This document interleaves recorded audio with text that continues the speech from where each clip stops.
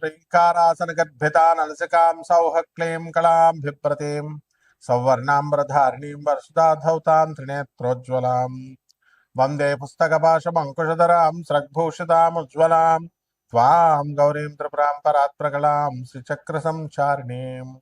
ఓం శ్రీ బెజవాడ కనకదుర్గాదేవ్యై నమః. శ్రీ దుర్గామల్లీశ్వరాభ్యాం నమః. మనకి ఈ యొక్క కుజ బుధ గ్రహాలు రెండూ కలిపి మనకి మీనరాశిలో ఉన్నాయి.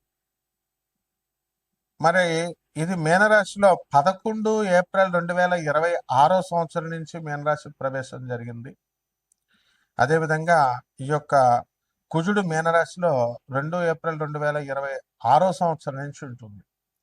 దీని వలన మొత్తం 12 రాశుల వారు కూడా ఏమండి మాకు చాలా అప్పుల బాధలు ఎక్కువైపోయినాయండి, ఆదాయాలు పెరగట్లేదండి, అప్పులు తీరట్లేదండి అని చెప్పేసి వాళ్ళు చాలా బాధపడుతున్నారు.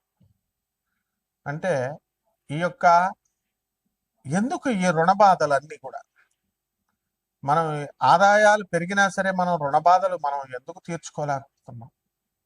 ఇదంతా కూడా ఒక విధి విధానంలో మనకి మన కర్మ అన్నమాట, పూర్వజన్మ కర్మ. అది మనం ఎవరికైతే బాకీలు ఉన్నామో అటువంటి వాళ్ళందరికీ కూడా మనం దాన్ని ఈ రోజు కాకపోయినా రేపైనా సరే, రేపు కాకపోతే ఎల్లుండైనా సరే మొత్తం మీద తీర్చాల్సినటువంటి అవసరం మనకుంది.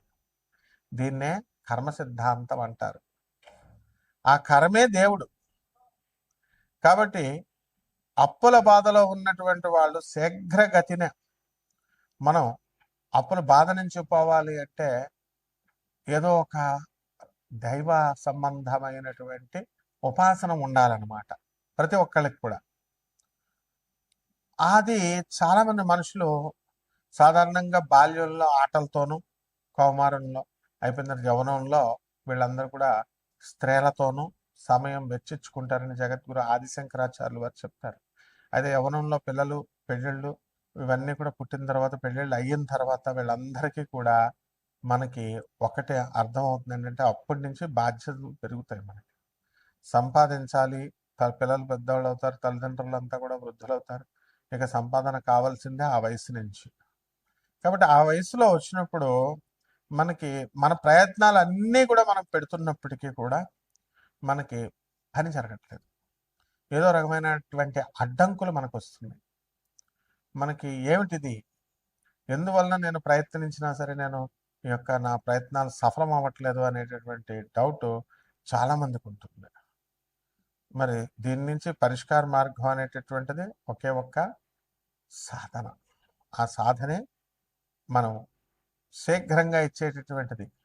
ఈశ్వరుడు యక్ష రూపంలో చేసుకోవచ్చు, కృష్ణుడు, దత్తాత్రేయుడు, అమ్మవారు పార్వతీదేవి, దశమహావిద్యల్లో ఒకటైనటువంటి కమలాత్మిక అమ్మవారు, ఇలా దశమహావిద్యల ఉపాసన, వీటిల్లో ఇవన్నీ కూడా సంక్షిప్తంగా మనం ఏదో ఒకటి చేసుకుంటూ మనం ముందుకు వెళ్ళాలి.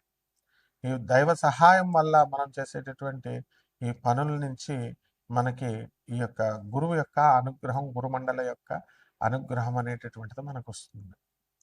కాబట్టి మనకి శుక్రుడు ఈ యొక్క వృషభ రాశిలో 19 ఏప్రిల్ 2026 సంవత్సరం నుంచి మనకి ప్రవేశిస్తాడు.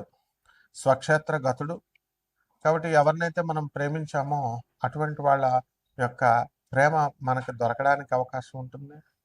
అలాగే ఎవరికైతే పెళ్ళిళ్ళు చేశామో అటువంటి వాళ్ళందరి కాపరాలు కూడా చక్కబడ్డానికి అవకాశాలు ఉంటాయి. అలాగే భార్యాభర్తల పాపం కాపరాలు విడిపోయినటువంటి వాళ్ళు మళ్ళీ కలవాలని భార్యకైనా భర్తకైనా ఎవరికో ఒకళ్ళకు ఉంటుంది. అవతల వాళ్ళకి మనం మీరు ఎంతైనా చెప్పండి, ఆ యొక్క గ్రహం ప్రభావం వలన విననివ్వదు. వీళ్ళందరూ ఎప్పటి నుంచి వింటారంటే 19 ఏప్రిల్ 2026 సంవత్సరం నుంచి మనకి వినడం అనేటటువంటివి జరుగుతాయి. అదేవిధంగా ఈ యొక్క గురుడు మనకి 2/6/2026 సంవత్సరం నుంచి 31 అక్టోబర్ 2026 సంవత్సరం వరకు మనకి గురు మహాదశ, ఈ యొక్క గురు సంచారం జరుగుతుంది. మరి ఈ గురు సంచారంలో గురు మహాదశలు జరిగేటటువంటి వాళ్ళు కూడా ఉంటారు. మరి వాళ్ళకందరూ కూడా న్యాయంగా వాళ్ళందరూ కూడా సంపాదన అనేటటువంటి ధర్మబద్ధంగా చేసుకుంటూ జీవనము పరువు ప్రతిష్టలతో ముందుకు వెళ్తారు. అలాగే శుక్రుడు కూడా స్వక్షేత్రగతుడై ఉన్నాడు కాబట్టి చక్కగా మీరందరికీ కూడా కోరుకున్న లాభాలు, విలాసాలు, వాహన సౌఖ్యాలు ఇవన్నీ కూడా మీకు రావడం జరుగుతుంది. ఇకపోతే రవి మనకి మేషరాశిలో 14 ఏప్రిల్ 2026 సంవత్సరం నుంచి ప్రవేశించాడు. కాబట్టి రవి యొక్క ఉచ్చస్థితి కారణంగా మీరు ప్రభుత్వంలో అనేకమైనటువంటి మార్పులను తీసుకొస్తారు. మీకు తర్వాత అనేకమైనటువంటి పనులు మీరు చేయగలుగుతారు. అంటే ఇవన్నీ కూడా రాశి ఫలాలను బట్టి కామన్ ప్లాట్ఫారం మీద మనకందరికీ కూడా చెప్పబడేటటువంటి రాశి ఫలాలు ఇవి. అలా కాకుండా చక్కగా మనము ఈ యొక్క గోచార రీత్యా కాకుండా వ్యక్తిగత జాతకాలు, మీరు ఎప్పుడు పుట్టారు, ఇవన్నీ కూడా మీకు ఎలా జరుగుతున్నాయి, ఇవన్నీ కూడా మనం చూసుకుంటాం. కాబట్టి అటువంటి వాళ్ళకందరికీ కూడా date of birth, time of birth, place of birth ఈ 3 కూడా చాలా అవసరం ఉంటుంది. వాటిని బట్టి మనం చక్రాన్ని వేసి నాసా లైవ్ రిపోర్ట్స్ అనేటటువంటివి రిలీజ్ చేస్తుంది నాసా.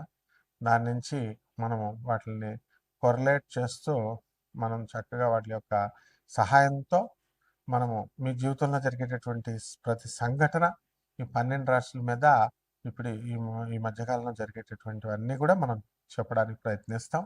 అంటే ఒక్కొక్క రాశి వారీగా మీకు ఏ విధంగా ఉంది అనేది మనం ఈ వీడియోలో చూద్దాం. మకర రాశి. ఈ మకర రాశి వారికి అందరికీ కూడా మొట్టమొదటిగా కేతు అష్టమ స్థితిగతుడై ఉన్న కారణంగా మీకు అందరికీ డిప్రెషన్స్ ఎక్కువగా ఉంటాయి. జీవితంలో డిప్రెషన్స్ అనేటటువంటిది, ఒంటరితనం ఫీల్ అవడం అనేటటువంటిది ప్రతి ఒక్కళ్ళు చేస్తారు. అయితే ఆత్మహత్య ఇవి ప్రయత్నాలు అనేటటువంటిది ఈ మకర రాశి వాళ్ళు ఈ టైంలో చేస్తారు. కాబట్టి ఎవరైతే ఈ మకర రాశి వాళ్ళకి కష్టాలు అధికంగా ఉన్నాయో అటువంటి వాళ్ళందరూ కూడా మీరు భయపడకుండా వాటిని ఎదుర్కోవడం నేర్చుకోండి. అప్పులు ఎక్కువగా ఉన్నాయి, అప్పులు తీర్చట్లేదు అని చంపేస్తారా వాళ్ళు? తీరుదురు కానీ కష్టపడి నిజాయితీగా మీరు పని చేయండి, పని చేస్తూ వాళ్ళకి కొద్ది కొద్దిగా తీర్చండి. అలాగే పెళ్ళి అవ్వట్లేదు, పెళ్ళి అవ్వకపోతే చచ్చిపోవడమా? వాళ్ళ కాకపోతే ఇంకొకళ్ళు వస్తారని ప్రయత్నాలు చేసుకోండి. ఏమండి నేను ప్రేమించానండి, లవ్ అండి అని అంటే మరి ఆ అమ్మాయి హ్యాండ్ ఇచ్చింది కదా నీకు, అటువంటిప్పుడు ఆ అమ్మాయి చుట్టూ తిరిగితే ఎట్లా? అంటే మకర రాశి వాళ్ళకందరికీ కూడా షష్ఠ స్థితిగతుడైనటువంటి గురుగ్రహ ప్రభావం వలన మిత్రులు కూడా కొంతమంది శత్రువులు అవ్వడానికి అవకాశాలు ఉంటాయి గతంలో. ఆ శత్రువుల పైన ఆధిపత్యము అనేటటువంటిది కొద్దిగా మీరు సంపాదించుకుంటున్నారు. అసలు ముఖ్యంగా ఈ మకర రాశి వాళ్ళకి తమ భార్యయే శత్రువుగా మారి మీరు ఆ భార్య పైన మీరు కేసులు పెట్టడం, అలాగే భార్య మీ మీద కేసులు పెట్టడం జరుగుతుంది. ఇది కొంతమందికేనైనా గోచార రీత్యా అందరికీ విడాకులు తీసుకుంటారని కాదు. ఎవరికైతే ఈ యొక్క జాతకాలలో ఈ యొక్క దోషాలు ఉన్నాయో, గురు దోషము, శుక్ర దోషం, వాళ్ళకి కోర్టులకు వెళ్తారు. అయితే కోర్టుల్లో ఏమైనా మనకి తీర్పు వచ్చేస్తుందా అంటే ఇంకా అవి బెంచ్ మీదకి రావు. అంతా కూడా నిదానంగా జరుగుతుంది. ఇక రాహు ధనస్థానంలో ఉన్న కారణంగా ఇక కొత్త ఫ్రెండ్స్ పరిచయం అవుతూ ఉంటారు కదా. రా సార్ రాబాయ్ మందు తాగుదాం అంటూ, ఏం చేయదు మందు ఏం చేయదు అంటూ వాళ్ళు ఇవ్వడం, మీరు తాగడం, నోటికి సంబంధించినటువంటి దుర్వ్యసనాలు రావడం, ఇవన్నీ కూడా జరుగుతాయి. అలాగే మీ సోదరుల యొక్క హెల్త్ కొంచెం డిజార్డర్ లో ఉండడానికి అవకాశాలు ఉంటాయి. ఎందువలనంటే ఈ యొక్క శని, కుజ, బుధ గ్రహాలు అన్నీ కూడా మీనరాశిలో ఉన్న కారణంగా మిమ్మల్ని మోసం చేయాలని చెప్పేసి రకరకాల మందిని ప్రయత్నించినా సరే దానికి భయపడకుండా మీరు ముందుకు వెళ్ళడం అనేటటువంటి జరుగుతాయి. లేకపోతే విద్యార్థులను మనం తీసుకున్నప్పుడు విద్యార్థులు ఎక్కువగా కష్టపడాల్సినటువంటి అవసరం ఉంది. అండ్ ప్రైవేట్ ఉద్యోగస్తులు కూడా వాళ్ళకి ప్రమోషన్స్ కోసం ఎక్కువ ప్రయత్నాలు చేస్తూ ఉంటారు. అందువల్ల వీళ్ళ పరిహారాలు, విదేశీ ప్రయత్నాలు చేసేటటువంటి వాళ్ళు కూడా ఉన్నారు. అటువంటి వాళ్ళ ప్రయత్నాలకి పరిహారాలు ఓవరాల్గా చెప్తున్నాను. ఈ యొక్క మకర రాశి వారికి అందరికీ కూడా అష్టమ స్థితిగతుడైనటువంటి కేతు గ్రహ ప్రభావం వలన కేతు జపం చేసుకోవాలా, కేతు స్తోత్రాలు చదవాలా, కేతువుకి కిలోంపావు ఉలవల్ని ఆవుపేట రంగు ఉన్నటువంటి వస్త్రాలనిచ్చి పేద బ్రాహ్మణులకి శనివారం నాడు ఉదయం మరి 7 గంటల లోపల దానికి దానం చేయాలి. ఈ విధంగా చేయడం ద్వారా బ్రహ్మాండంగా ఉంటుంది. అలాగే పశువులకు కూడా బాగా ఈ యొక్క పెంపకం అనేటటువంటిది మీరు చేయడం జరుగుతుంది. కాబట్టి వీళ్ళకి కూడా మంచిగా ఈ ఇంట్లో పూజకి వాడినటువంటి ఈ యొక్క ద్రవ్యాలని అన్నిటిని కూడా జాగ్రత్తగా వాటికి కూడా వినియోగించినట్లయితే సరిపోతుంది. శుభమస్తు.